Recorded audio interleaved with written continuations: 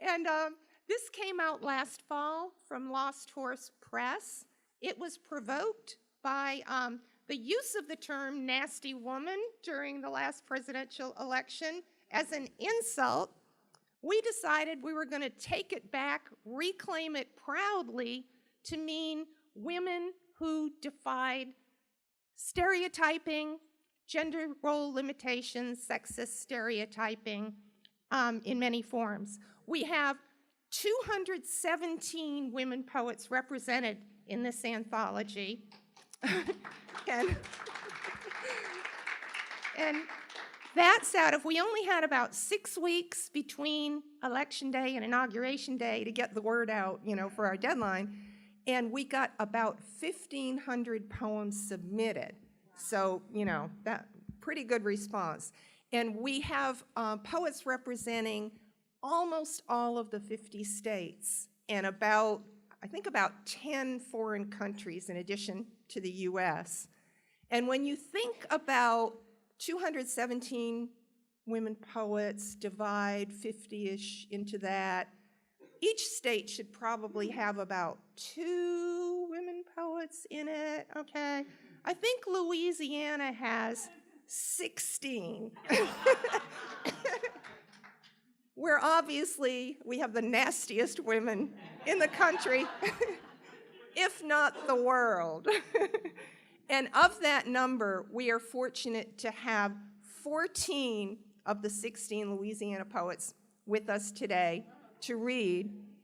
If you're looking at your program, we're sorry, Allison Pellegrin had to bow out at the last minute because of an illness in the family. But we have a surprise addition. Gail White, who wasn't going to be able to make it originally, was able to join us at the last minute. So we still have 14.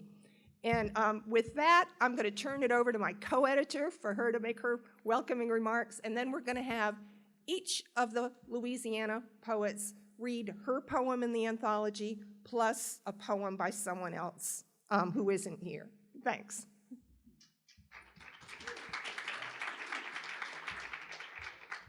Hi, I'm Grace Bauer. I'm the other co-editor, and I will keep my remarks short.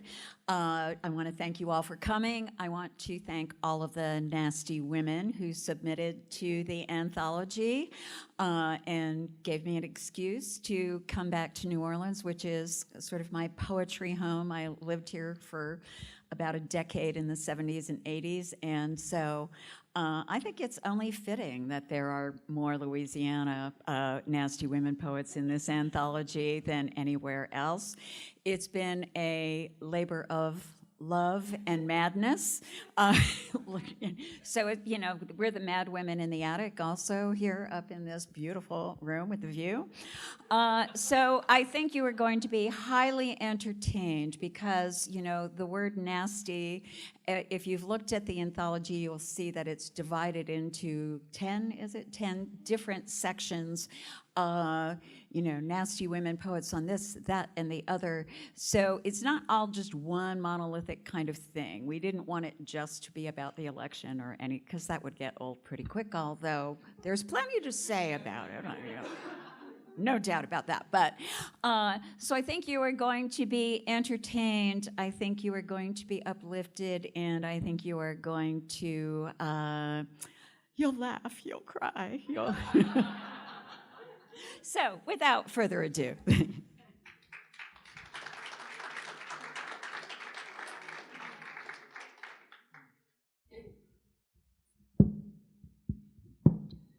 Hi, my name is Nour Adams, and I will be reading my poem, Digital Anthropologists Find Our Hashtags.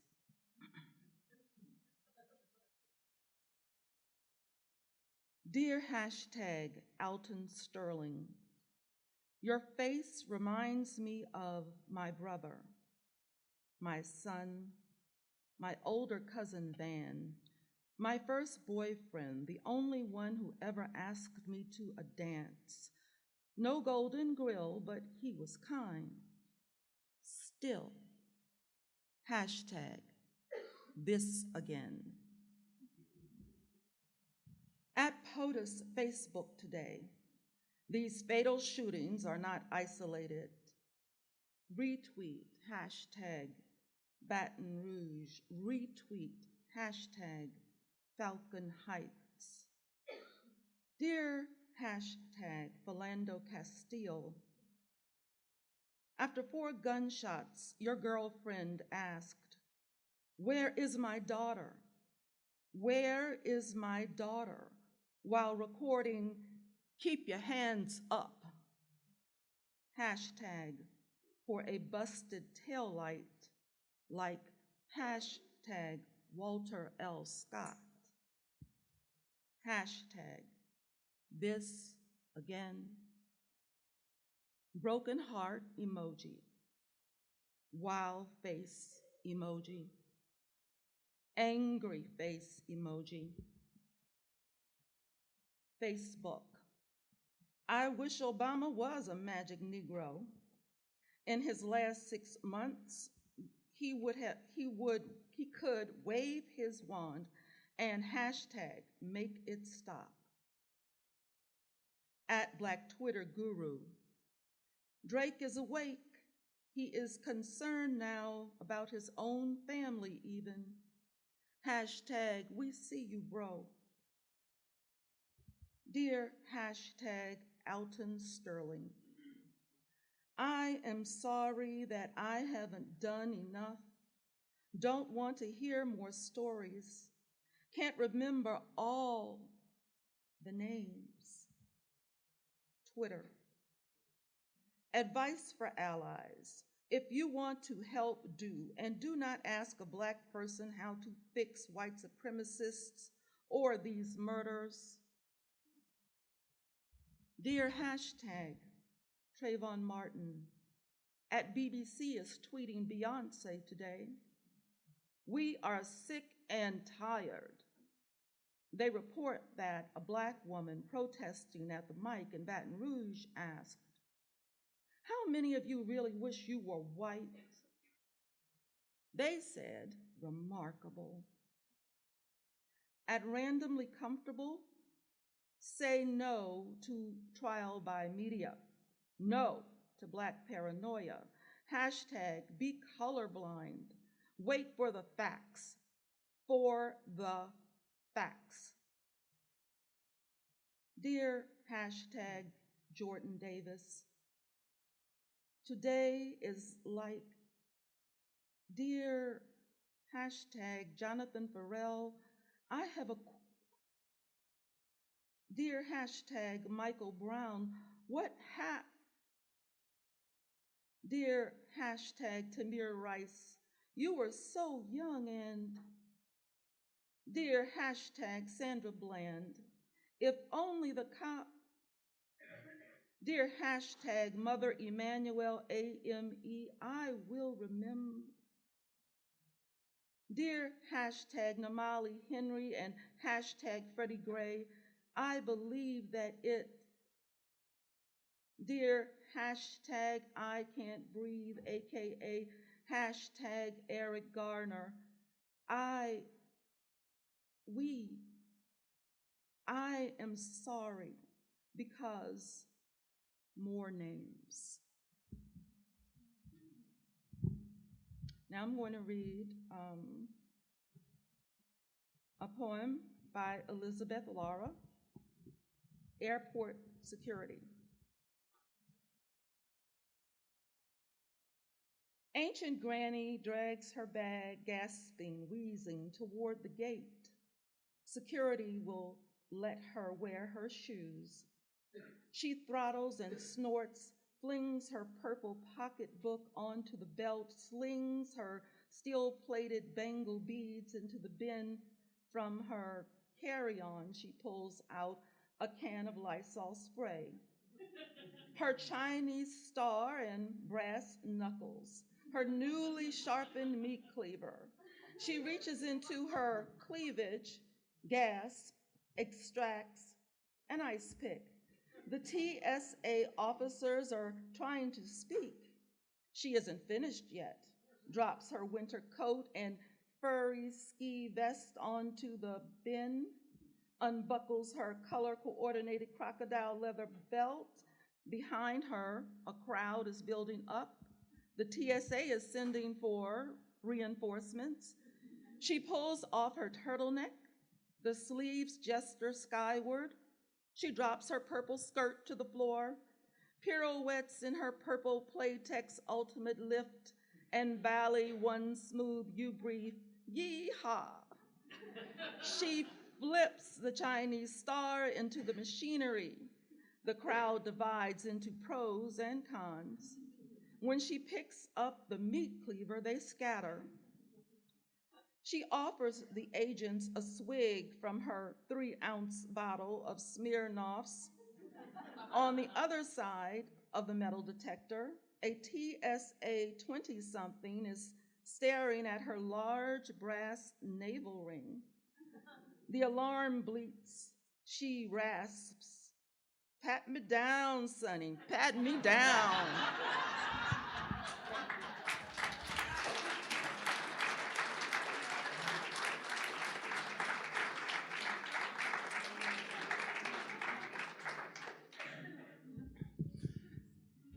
Feeling nasty yet? My name is Ann Babson. I'll be reading my poem and a poem by Kim Bridgeford. And while our two editors are here, allow me to speak for all of the nasty women, how incredibly honored we are to be in such an important work. We are so happy you did this. And I want to thank the Tennessee Williams Festival. This is like a life goal. I am at the Tennessee Williams Festival reading to all of you. This is called Geraldine Ferraro Has Blood Cancer. While I blot my eyes, I tell her, Geraldine Ferraro has blood cancer. She blinks twice, wets her lips, and asks, who is Geraldine Ferraro? Oh, yeah. For her, it's a lesson memorized for a final exam that has blood cancer. She blinks twice, wets her lips. I am odd, old, and now crying in front of her. Whatever. For her, it's a lesson memorized for a final exam, not a rock star tragedy, not the last scene of a movie. I am odd, old, and now crying in front of her. Whatever. She has no inkling, none, what it was like. Not a rock star tragedy, not the last scene of a movie when they wouldn't have made me boss. And she has no inkling, none, what it was like before when I waited tables and pinched toe pumps, no degree, when they wouldn't have made me boss, and she would have been a waitress too, or a stenographer. Before, when I waited tables in pinched toe pumps, no degree, maybe I would have wondered, who is Susan B. Anthony? She would have been a waitress too, or a stenographer. Another sitcom mom, pearl necklace and a chrome blender. Maybe I would have wondered who was Susan B. Anthony, but I switched on the televised convention and got switched on. Another sitcom mom, pearl necklace and a chrome blender in the commercial before the crowd went wild, weeping. I switched on the televised convention and got switched on, living my whole life packaged in a low-ceiling flat in the commercial before the crowd went wild, weeping, and I wept too, gasping the fresh air, but not even liking her, living my whole life packaged in a low-ceiling flat since she was New York, mafia, entourage, and some nerve. And I wept too, gasping the fresh air, but not even liking her because the cage cupping my whole ambitious swung open at last. She was New York, mafia, entourage, and some nerve. My mother had scolded, cross your legs, sit like a lady. But the cage cupping my whole ambition swung open at last. She had a narrow nasal voice, said nothing, I remembered. My mother had scolded, cross your legs, sit like a lady. Don't let him know you are smarter than he is. Quiet. She had a narrow nasal voice, said nothing I remembered, without wincing, but I had a black battalion of cameras shuddered. Don't let him know you are smarter than he is. quiet at the nominee, but she seemed as nonplussed as a future postage stamp. Without wincing, but a black battalion of cameras shuddered, and I was screaming, then howling into the sofa cushions in relief at the nominee, but she seemed as nonplussed as a future postage stamp by my reaction, half the country away from her. I was ransomed, and I was screaming, then howling into the sofa cushions in relief. At least somebody showed them that I could do it. A girl could do it. My reaction, half the country away from her, I was ransomed. I went back to school, moved into the city, told nobody why. At least somebody showed them I could do it. A girl could do it. I got this job, got promoted, I became boss, and then the news. I went back to school, moved to the city, told nobody why. While I blot my eyes, I tell her, Geraldine Ferraro, I got this job, got promoted, I became boss, and then the news. She asked, who is Geraldine Ferraro? Oh, yeah.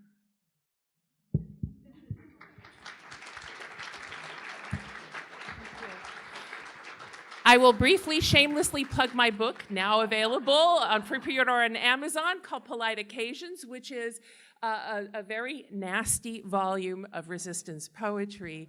Or maybe it's just a bunch of very frustrated Chi Omegas. You can decide. I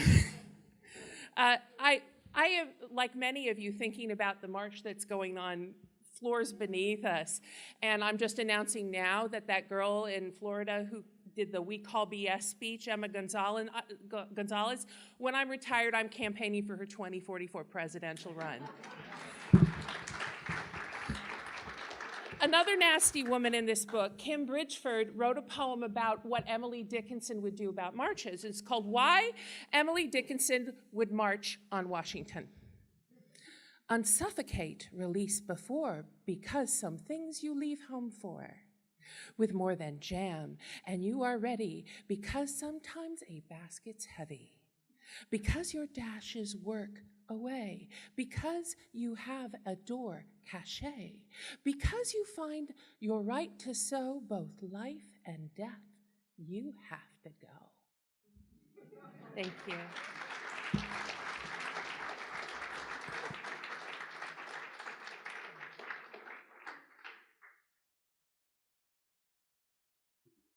I'm so glad we're all here together. But I'm going to take us to space.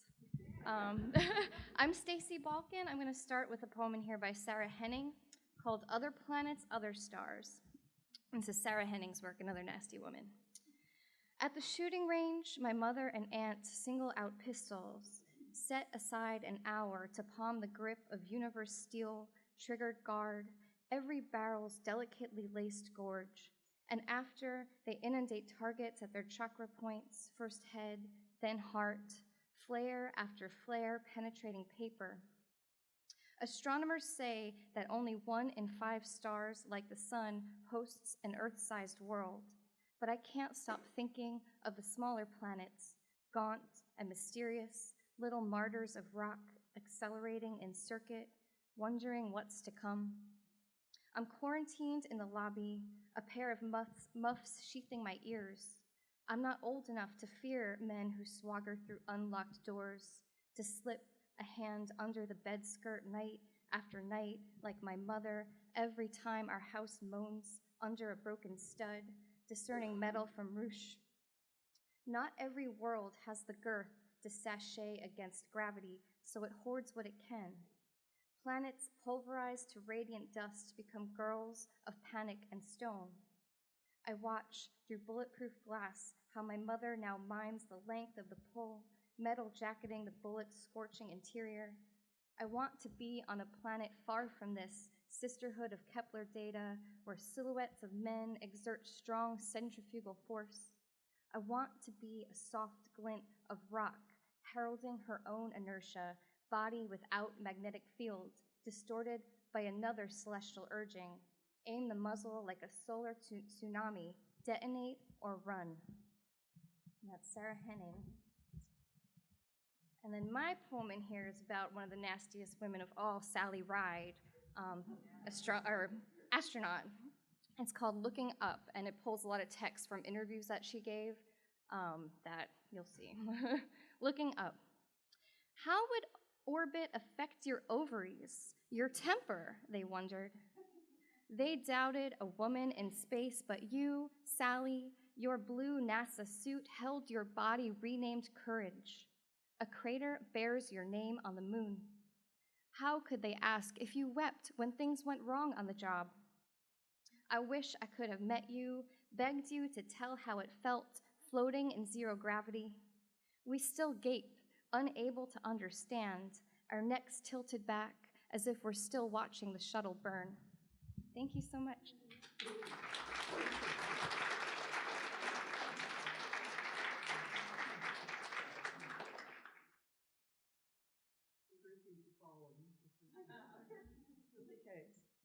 So I heard that, Camille. I'm Carolyn Breedlove, and I will reiterate, it is a great honor to be here. And did you have any idea we would have this amazing view when we were all gathered here?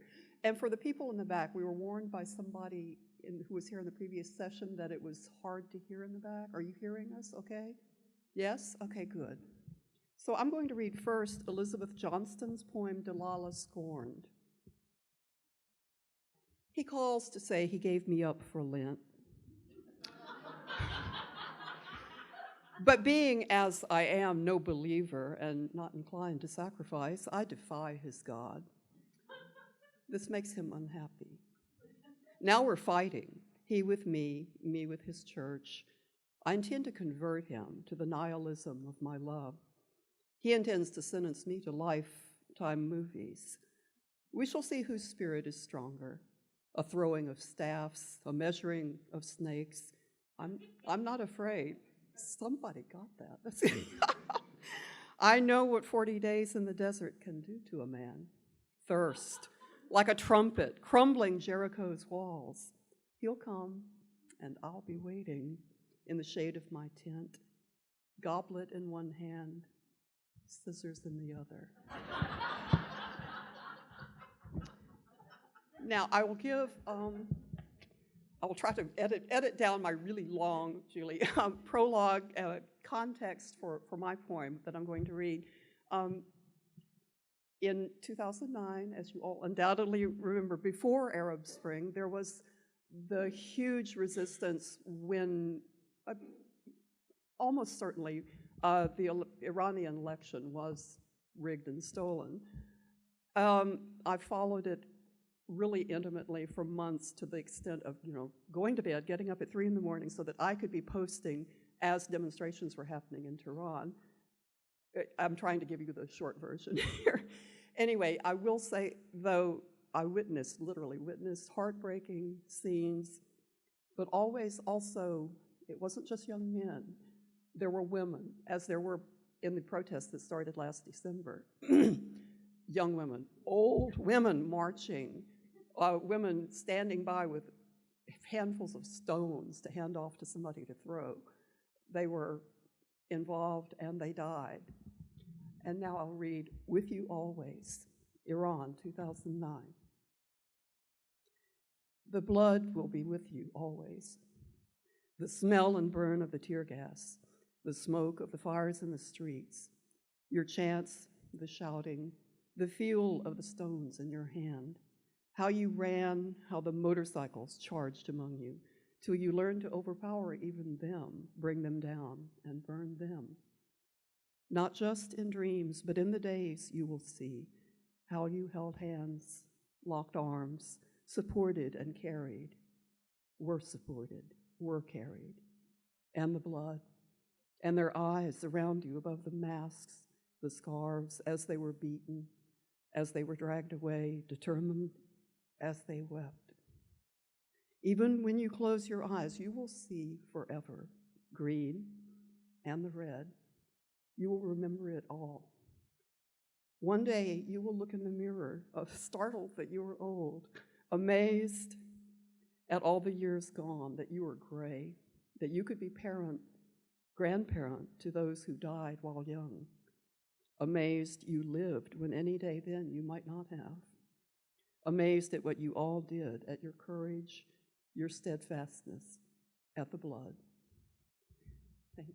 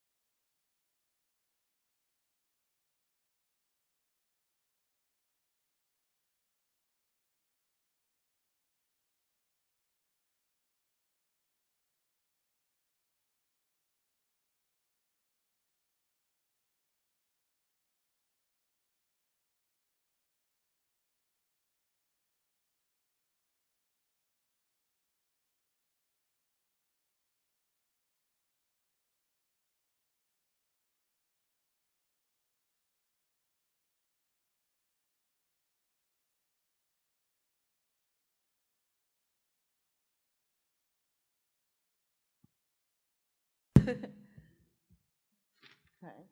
Actually, I brought, let me see, 211.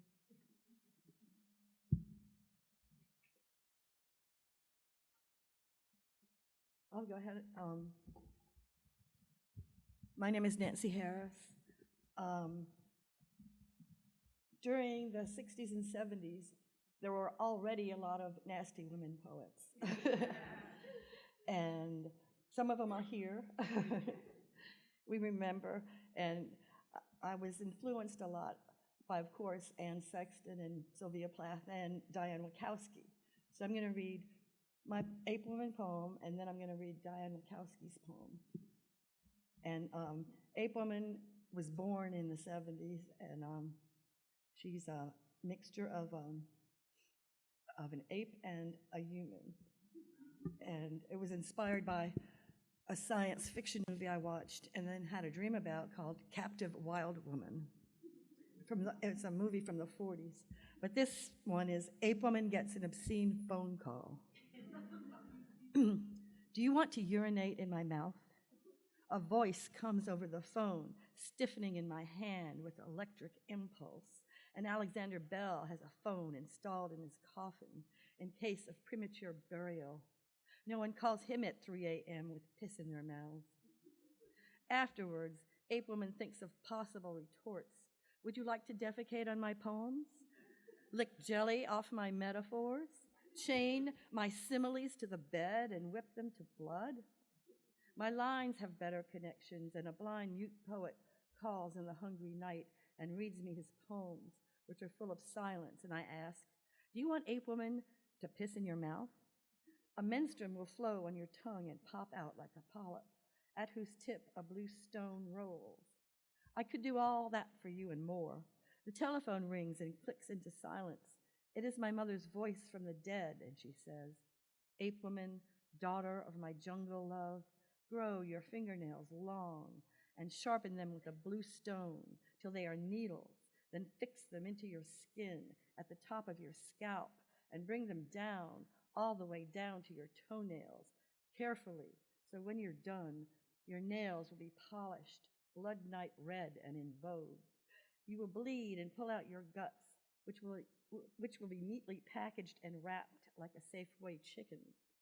Then fry your liver. Or, if you are clever, I will give you the recipe for a fine pâté de foie gras. Ask your friends over for cocktails, especially the one who phones in the night, and you will find that all your friends will desert you and talk behind your back, for the 5 o'clock news will say that Ape Woman is wanted for ghastly murder. The body of a young girl is found cut up and neatly packaged and wrapped and stored away, and you will be accused and alone at the scene of the crime. Okay, Mother, I will. When will you call again? Ape Woman's mother laughs a hag laugh. Her voice cracks and turns male. Do you want to urinate in my mouth? Okay, Mother, I will. And this is going to be followed by Diane Wachowski's poem, which is on 202, Dancing on the Grave of a Son of a Bitch.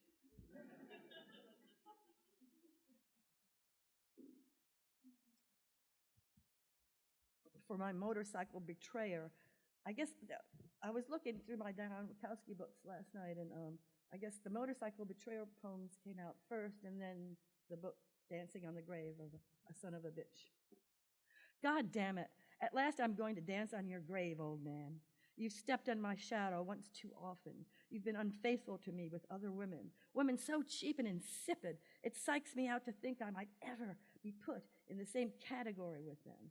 You've left me alone so often that I might as well have been a homesteader in Alaska these past years. And you've left me, thrown me out of your life often enough that I might as well be a newspaper, differently discarded each day. Now you're gone for good, and I don't know why. By leaving, you actually made me as miserable as an earthworm with no earth. But now I've crawled out of the ground where you stomped me, and gradually I stand taller and taller each day. I have learned to sing new songs, and as I sing, I'm going to dance on your grave because you are dead, dead, dead. Under the earth with the rest of the shit. I'm going to plant deadly nightshade on your grassy mound and make sure a hemlock tree starts growing there. Henbane is too good for you, but I'll let a bit grow there for good measure because we want to dance, we want to sing, we want to throw this old man to the wolves, but they are too beautiful for him, singing in harmony with each other. So some white wolves and I will sing on your grave, old man, and dance for the joy of your death. Is this an angry statement? No, it is a statement of joy. Will the sun shine again? Yes, yes, yes, because I'm going to dance, dance, dance. Duncan's measure and Pindar's tune, Lorca's cadence and Creeley's hum, Stephen's sirens and William's little Morris dance. Oh, the poets will call the tune, and I will dance, dance, dance on your grave, grave, grave, because you're a son of a bitch, and you tried to do me in, but you can't. You were a liar in a way that only I know. You ride a broken motorcycle. You speak a dead language. You are a bad plumber. And you write with an inkless pen.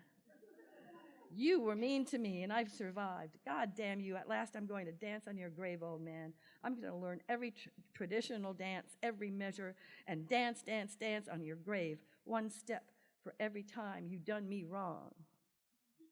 So that's Diane Wachowski. And actually, I did meet her once. She read at Newcomb in the 80s, sometime in the 80s. And there was a reception for her afterwards, and I talked to her for about 15 minutes, so it was kind of cool. So, do you want this copy? I'll leave that up there.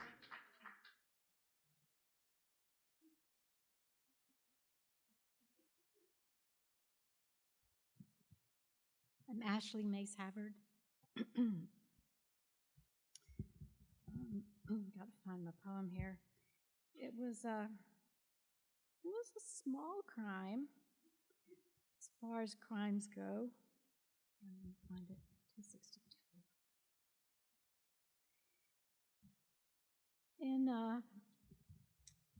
In my poem, The Harvest, which is in the section called Sisters Doing It by Themselves, my good friend and I kind of took matters into our own hands and did a bad thing, and we did the dirty work, so to speak. This poem takes place on a sister island to Grand Cayman called the Brack, a Cayman Brack for the bluff that runs like a spine down the length of the island. And also in the poem, I should mention there are lists. There are several lists, and there are names of trees that are native to the island. The Harvest. Mid-afternoon, the porch and a book. Wild trees of the Caymans. Hooked through the foot, the conch hangs from the railing. Susan, adrift on her lounge chair, snores. Crab bush, Indian almond, pepper cinnamon, balsam. It lifts its shell, lets it drop. At Greenhouse Reef, spawning silted the water. Conchs, hundreds. We turned them over to the sun. I plucked from this sea garden of mouths the one whose fluted edge, butter yellow, paled to pink-white translucence, deepened in its throat to rose. A local told us how to kill it clean. No gobbets secreted in whorls to stink and draw ants. A trolling hook filched from her ex's tackle box, she offered to do the deed. But I'd brought it this far, off-season, to the house she'd gotten to keep. Wild fig, ironwood, bitter plum, cherry. The flesh cringed above the stony operculum. One jab, a second, and the barb twisted through.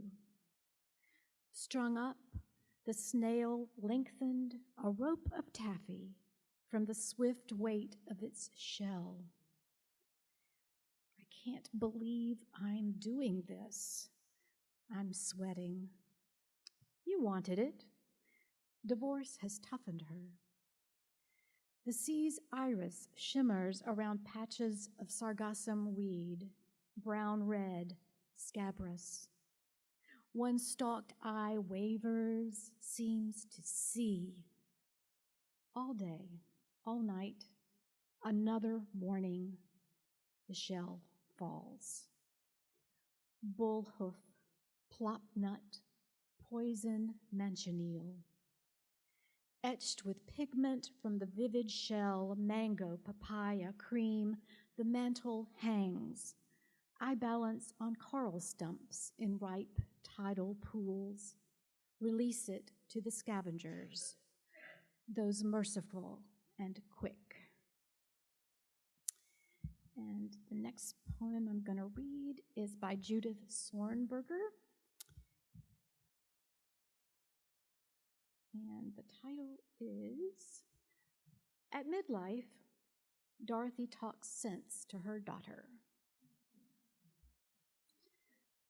In a weak moment, I wished for the wrong thing. Stunned by the slipper's ruby-tinted promise, I forgot that home is prone to cyclones, that I'd be buried like my mother under the dust whirl of seasons. Look at me, a filthy apron over my faded pinafore, my auburn braids twisted with iron. I had my pick of straw men, 10 men, munchkins. I went for the 10. Figured I had heart enough for 2, that I could give him what he needed. That's how it begins, my pretty. You love his hard chest, his tin soldier stiffness. Next thing you know, you're thanking heaven for the nights he's getting lubed down at the tavern. Except when he bangs the empty drum of himself all the way home, and you know to duck and cover. You'll get no place mooning over rainbows, all their promises, but plunked back down on the same depleted acre. Watch for thunderheads, my girl, a witchy silhouette riding a broom. Don't be a goody two-shoes like your mother. Hitch a ride into the wind, shriek and howl, and never land. Thank you. Thank you.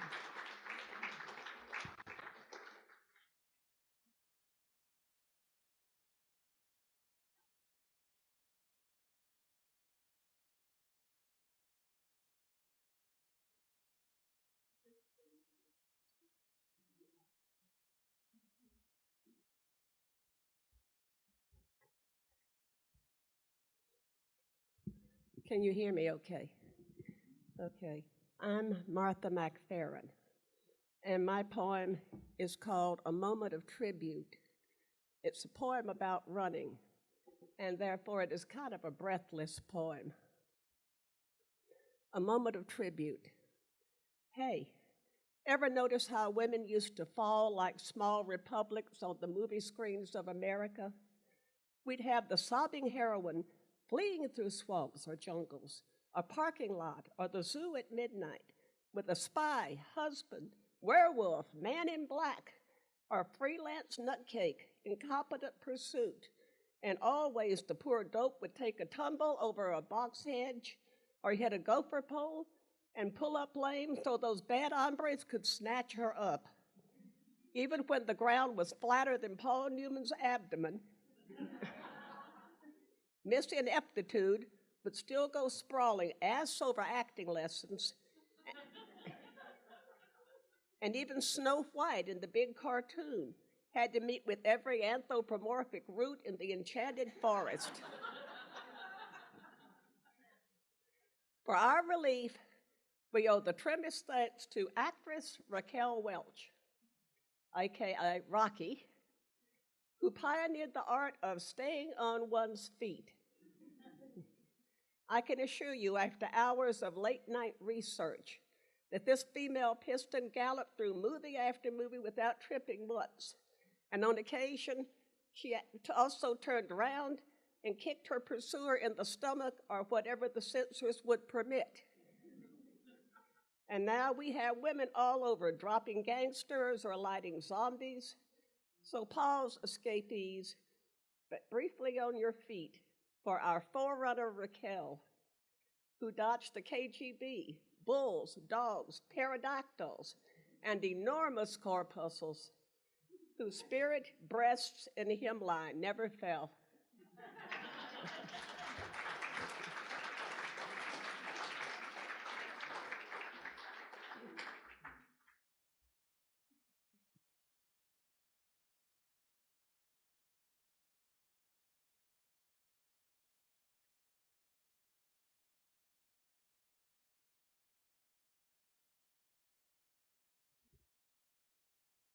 I'm going to read a poem first by my teacher, Hilde Raz. She was my teacher at University of Nebraska-Lincoln, Hilde Raz. And she has something like 14 books published and was the editor of the Prairie Schooner. Women's Lib. Women turned their loyalties from their father's clothes, huge discarded shirts. They had been missing. All night, dreaming the map of the future, their subject had been the artist at work in a room under the stable. It is vital to pull yourself up by your own roots. We were making love in the weeds, slamming the dahlias flat, milkweed swollen then bursting. Outside, birds. Mostly the television is on, but we didn't notice. We went to the movies. Someone in the back row touched my arm. Let them eat cake. And then I got angry. Feathery trees embroidered on batiste. Old clothes in a poetic mode passed out of fashion. Blessed be the womb put to use, or not. Now dance. That's Hilde Raz. Thank you. Thank you for Hilde. She lived in Lincoln, Nebraska. Now she lives in New Mexico. And I want to acknowledge Ashanti Anderson, my student, who won the Tennessee Williams Poetry Prize. Yay!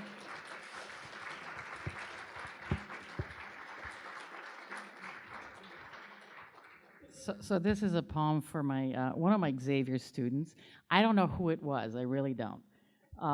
But we were studying the sonnet, and there's always a turn in the sonnet called the volta. That's all I'll tell you. The poem is called Found Her Vulva. In response to a Piers sonnet, a student says, the vulva isn't dramatic enough for me, but I do like repetition. Good vulva showing an escape to the clutters of your world. It really is a love-hate relationship with chemistry as exemplified in her vulva. Do you mean volta? I respond, but it's too late. Thank you.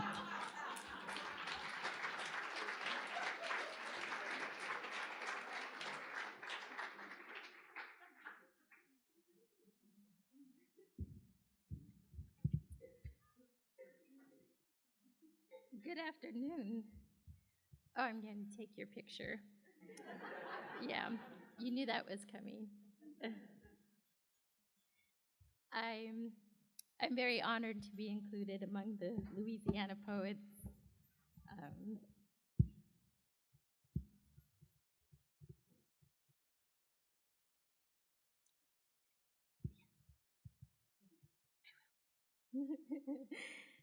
My name is Melinda Palacio, and my poem is Year of the Rooster.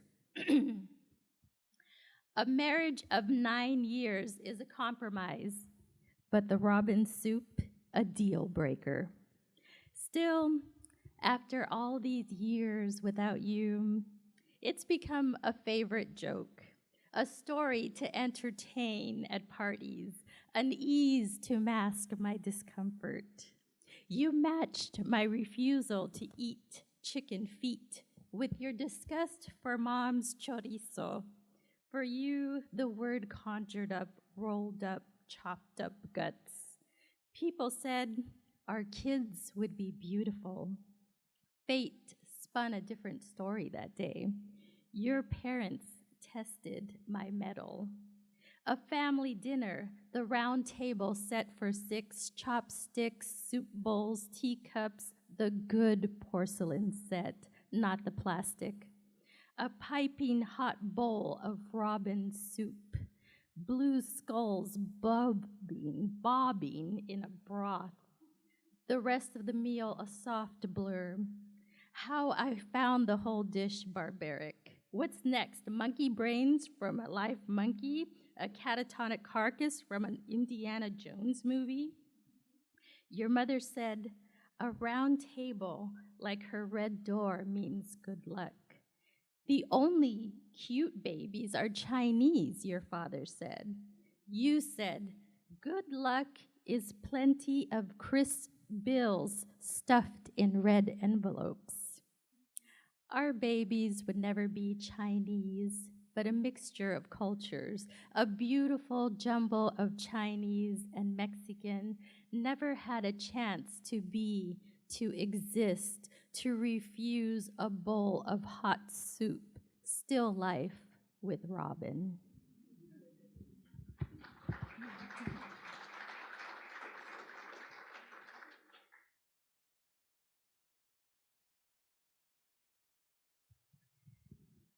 Thank you. And I'm going to read a poem by Desiree Aguirre, Dancing Horses. And since we still need this advice today and maybe tomorrow, but hopefully not for too long. Dancing Horses. The election passed like golden leaves falling. The world didn't stop, although the peso crashed. But horses continued to elegantly dance before winter snow. In early times, horses danced graceful as snow. In reality, they were trained as weapons of war. But modern warfare drops bombs that fly faster than golden leaves falling. I tell myself that 4 years of the trumpet shall pass, that I will not hide in the dungeon or shake with fear, that I will be as strong and resilient as a horse dancing before winter snow. My daughter called in tears walking to work, an ordinary day made quite unordinary, with wishy-washy blue skies, but not one golden leaf falling.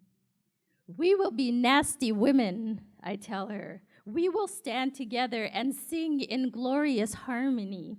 We will sit side by side on painted horses, dancing in winter snow. We will don colorful colors and mismatched socks and braid golden fall leaves into our hair. Our tears will unfurl, creating a blanket of white snow for dancing horses. Thank you.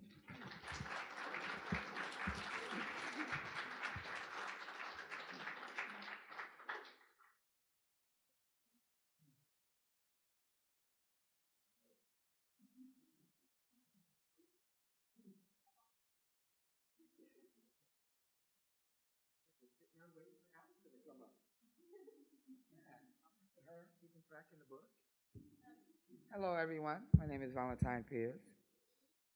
I'm a hopelessly sad promoter, but I figured I would tell you a couple of things that are going on. If you need one more thing to do today, like we all do, you can go out to Barnes & Noble in Metairie or go to the Community Book Center where they have Freedom's Dance, a historic book on the social aid and pleasure clubs here, of which I'm one of the writers and interviewers. And if you need something to do tomorrow, you can come out to the Always Lounge and see the View Carré play, which I'm in. And my friends are like, you didn't tell us. I was like, yeah, sorry. That's all I had. I am reading, I'm going to start with a poem by Lynn Thompson, which is on page 30. And then my own poem, which is on, what page am I on? Two what?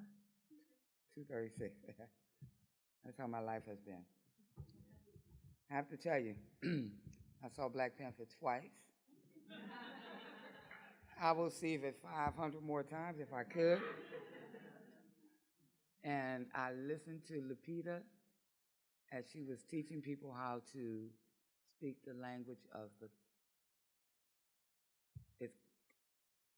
she goes, closer, closer. I practiced this word so I could try to get it right when I read this poem. Closer. She said, closer. I was like, okay, I'm gonna work on that. But anyway, this is Lynn Thompson, and she sings Swing Low for Harriet.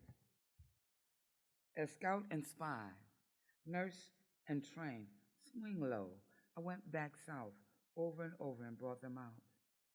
Master Brodus tried to sell me. He failed. I turned runaway after, fled north and flaunted rules of men, made to foil our liberty, led my kin, Ma and Pa, from the land of black-eyed Susan. I could not save them all, who bled my blood, but I led multitudes from Bucktown to Cambridge, Camden to Blackbird, trusted in Bancongo Mojo, Nikisi Makola, relied on closer charms, there you go, and the Igbo's blue and white coats hung from oaks on doors on countless cliffs, along the way. Their pattern steering us north by stitch, shoe fly, log cabin, bear's paw, wagon wheel, sweet swinging from porticos in Dover, in Smyrna and Odessa, our field guides to the Chop Tank River, a cipher of bedclothes draped from uppity Moses, old sweet chariot. I would live free or die. When I took the freedom and looked at my hands, I knew I had to be the same breaker of the laws in Newcastle and Wilmington, Chester County, and beyond, where I brought them out to the eastern shore where mighty Jehovah was troubling the waters of slaveholders, who named me Aramita.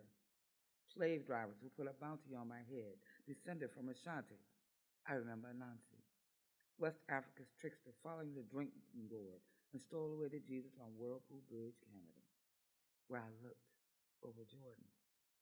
I had help. Fred Douglass and William Still, and many Quakers who were almost as good as colored and could be trusted every time to burn bright the candles in their garrets. Always I went back, died March 10th, crossed over free. Today I am lauded and immortalized, roots of struggle stitched on my bustle, faces of unnamed risk-takers tatted on the skirt of a scout, spy, nurse, train, a woman singing, we mean to live free. And this one is Handmaiden, and I was thrilled and delighted when y'all selected this, I have to say. I see it, but don't believe it. This bloodletting, this certain cruelty, disguised as self-expression, as freedom of speech, of liberty, the pursuit. Undaunted by the blood, the split flesh, the scream. You live in your self-sphere and pretend it encompasses us all. Pretend that you love and mean well when you are just mean. Flat out cruel and thoughtless. Thought I was blind to it. No, merely trying to be a good handmaiden, a good spiritual daughter who abides her father's will and loves despite, forgives relentlessly, stands strong, walks tall on the path despite your narrow-mindedness, your I am greater than thou attitude that you pretend does not exist. But even good handmaidens know when the demon has control. Good handmaidens know when to throw in the towel and run like hell to the next village.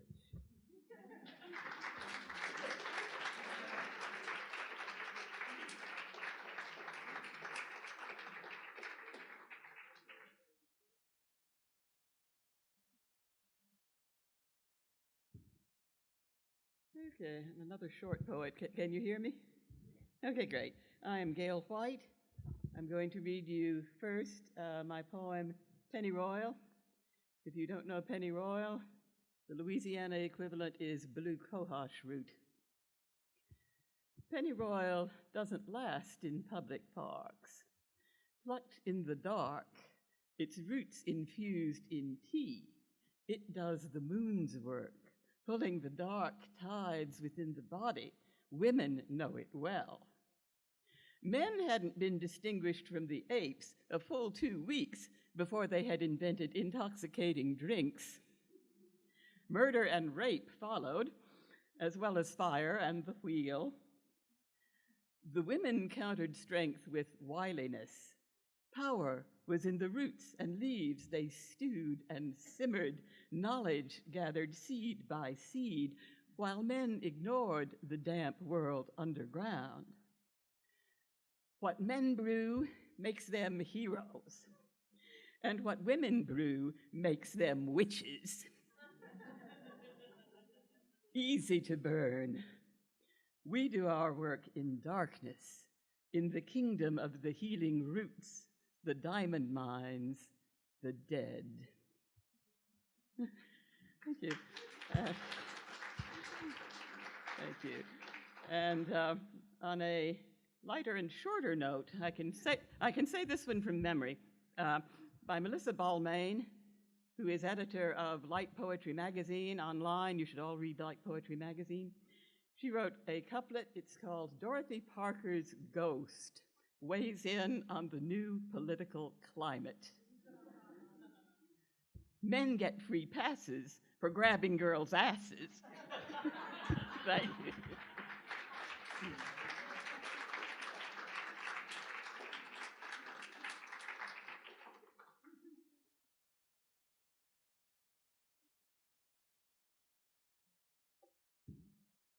Good afternoon. I'm Andy Young. I'm very honored to be in this company. I'm going to read a poem by C. Marie Furman called Litany. I got a rattlesnake in me, getting fat on swallowed words. I got a rattlesnake in me. It bites the heart that warms it and numbs it to the teachings of my mother who said, don't say anything unless you got something nice. I got a rattlesnake in me. Stuns my ability to speak only when spoken to. I feel its split tongue strum. I got a rattlesnake in me whose cool coils circle my spleen, digesting complacency spilled in the pit of people-pleasing, no sense in arguing. Speak in a quiet voice. Do you know who you're talking to? That is no way for a lady to. I don't remember asking you. Keep the peace. Pleasant company, minority diplomacy. Please don't upset anyone. I'm warning you. Shh. Honey gets more bees, but I got a rattlesnake in me. Can you hear her? I got a rattlesnake in me, drinking vinegar, swallowing concessions whole. I got a rattlesnake in me, teaching me how to sense danger. Handle me carefully. I got a rattlesnake in me, tired of being held up, proof of domination, tired of losing this venom for protection every day. I remind myself, I got a rattlesnake in me. No more to be poked with sticks. No more to meet the edge of the shovel. I got her skin in me. I got a rattlesnake in me. Just like tall grass, calm rivers, and fields of wildflowers beneath this friendly front porch. Watch where you step.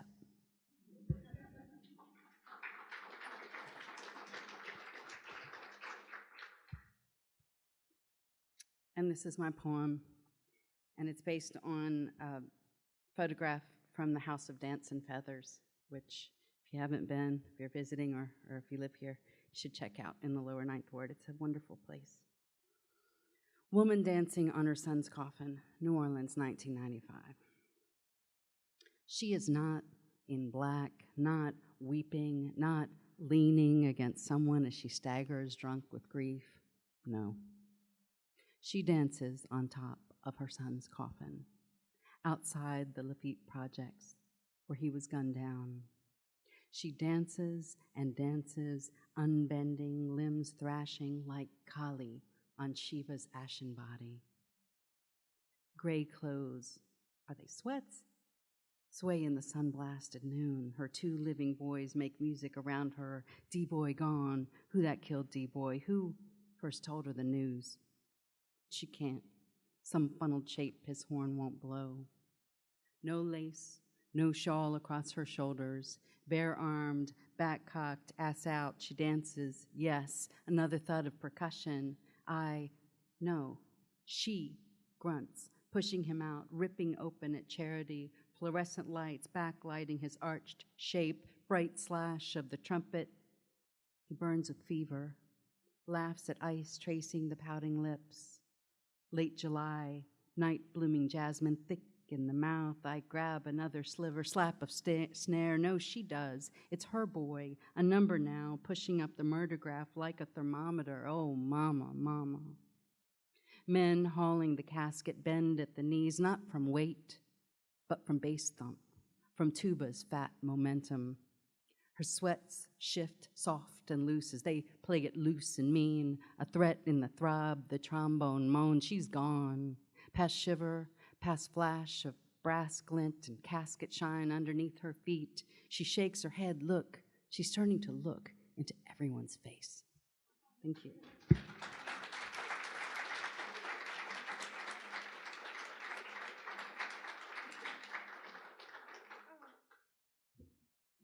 And Grace and I are going to close it out by each reading a nasty poem of our own.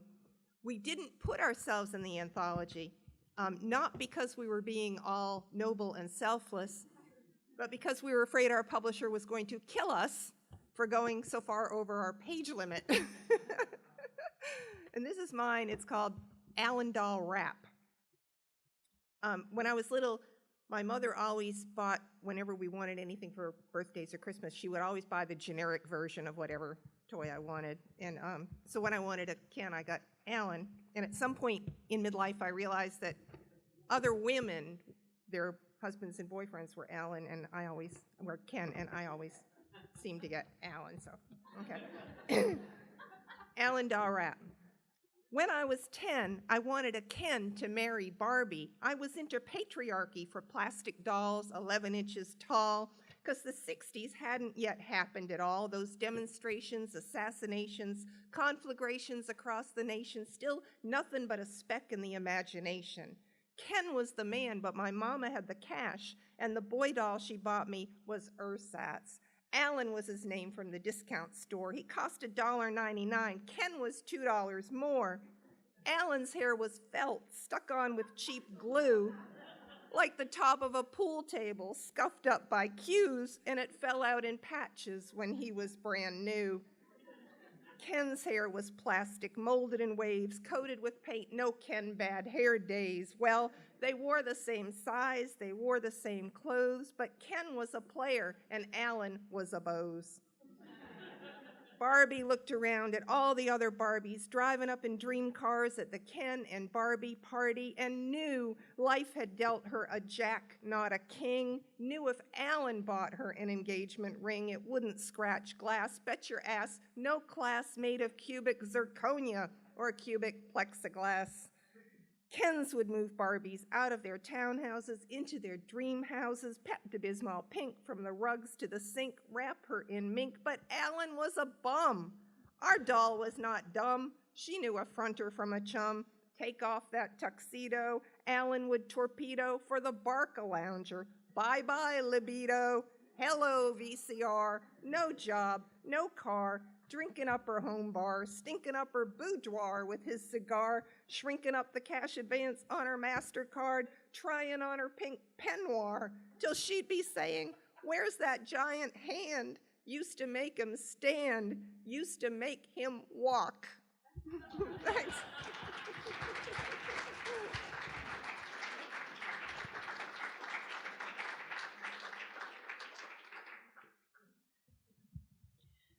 Well, I'm going to read the poem of mine that I thought was going to go into the anthology before we had to do an intervention on ourselves.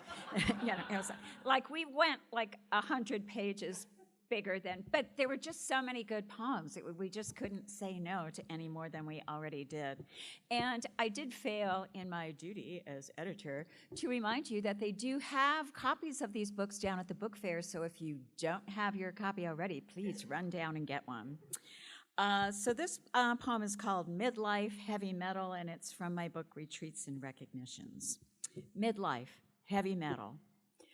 I know I'm not the only woman in the world who spent her adolescence lusting to a backbeat, and still in some part of herself she has grown to deny, can't resist a big-mouthed bad boy, surly siren in tight pants who swaggers and snarls and screams his heart out in the name of rock and roll.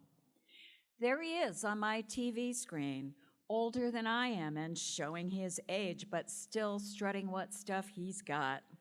He's Heathcliff with a microphone, a long, tall glass of water spiked with acid and desire, his hair a black mass of styling gel and tease, mouth a severe weather warning, eyes an invitation to a party we'll regret if we go to or not. Oh, we know better. Or at least we know we should. But somewhere deep inside, we still long for all the trouble he could stir up. We want to hear every lie we know by now his kind tells. We want to lie back, strut our own stuff, and be just a little bit like him, the bad boy every good girl is inside.